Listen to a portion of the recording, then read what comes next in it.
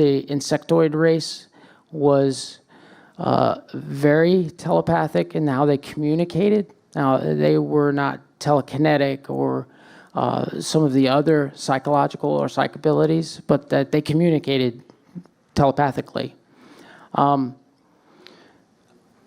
The first 15 months we were there, again, our MO was to help the civilian governments and the civilian population get organized, help them build up their stores, help them to create a defense industry so that they could supply their own people with weapons that they needed. And so our mission on this particular planet was challenging beyond what we had experienced before because of the presence of the two other races. They had already been fighting and warring with each other for over a century. And so they didn't trust each other. And it was made our job a lot harder because we had to get them all pulling in the same direction if they were going to survive. Well, it just so happens that the insectoids didn't trust any humans or humanoids. And there were incidents that started happening because, again, we were trying to get them to get on board. And they didn't like some of the things that the leadership was doing. And they struck back. One of the things that they ended up striking back was a shuttle that I happened to be on at one time. The medical injuries I'd sustained during that shuttle crash were too much, and the local medical facilities weren't enough. So I was shipped back to Mars for 11 months of regeneration therapies and recovery, and also learning to use my nanite enhancements again in the new limbs that I had been given.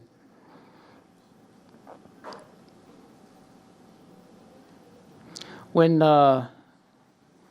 those 11 months of medical treatment and relearning were over, I was sent back to Calidus 3 to help with the rebuilding efforts. And it gave me a chance, an opportunity to see what happened after the war, what they were doing.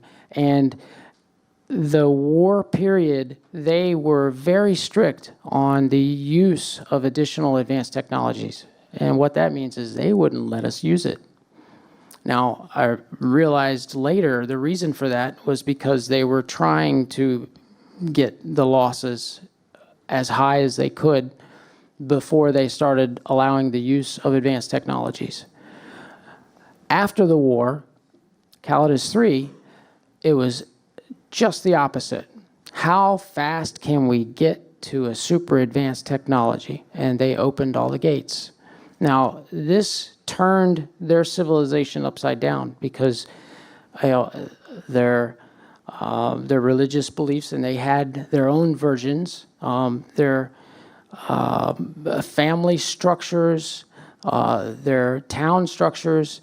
It forced them to change the way that they did things from a family level on up through the top of their civilization. Now, surprisingly enough, when I got back to Calidus 3, I also learned that there had been a number of families that were given charge of certain geographical areas. Now, sounds awful familiar. There are a number of families here on Earth that have, shall we say, responsibilities that they feel that they are entitled to. What it turns out that was happening through these false flags was they were setting up cabal operations. If you can imagine a, what's it called?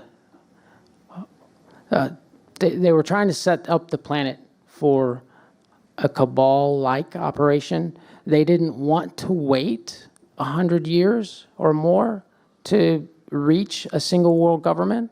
So they sped it up. They made it go faster. That was the reason behind the war and all the losses, because these people were willing to agree to the terms because the alternative was defeat and extinction.